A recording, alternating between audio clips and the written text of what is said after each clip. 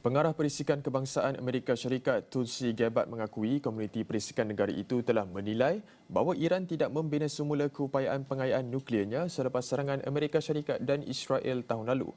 Pendedahan itu disifatkan bertentangan dengan salah satu hujah utama Presiden Donald Trump untuk menyertai Israel melancarkan perang terbaru terhadap Iran.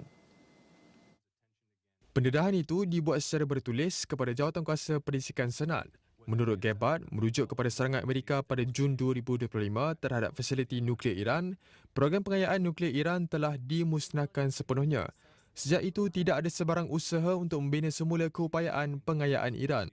Bagaimanapun, Gabbard tidak membaca bahagian kenyataan itu yang telah diberikan kepada ahli jawatankuasa semasa keterangannya yang disiarkan secara langsung. Gabbard mendakwa beliau tidak mempunyai masa yang mencukupi, namun penilaian itu tidak dinafikan.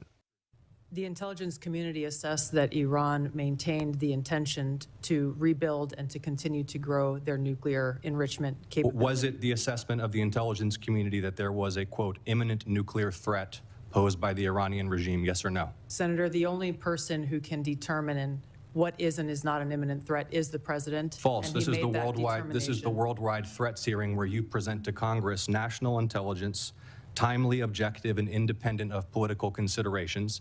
You've stated today that the intelligence community's assessment is that Iran's nuclear enrichment program was obliterated and that, quote, there had been no efforts since then to try to rebuild their enrichment capability. Was it the intelligence community's assessment that nevertheless, despite this obliteration, there was a, quote, imminent nuclear threat posed by the Iranian regime? Yes or no? Trump dan pegawai tertingginya berulang kali menyatakan bahawa cita-cita nuklear Iran adalah antara sebab utama untuk meninggalkan rundingan diplomatik yang sedang berlangsung dan memilih tindakan ketenteraan. Trump berulang kali berkata bahawa serangan Jun 2025 yang berlaku pada penghujung perang 12 hari antara Israel dan Iran telah memusnahkan sepenuhnya kapasiti nuklear Iran. Beliau turut memberi amaran bahawa cita-cita nuklear Iran masih merupakan ancaman segera kepada Amerika Syarikat.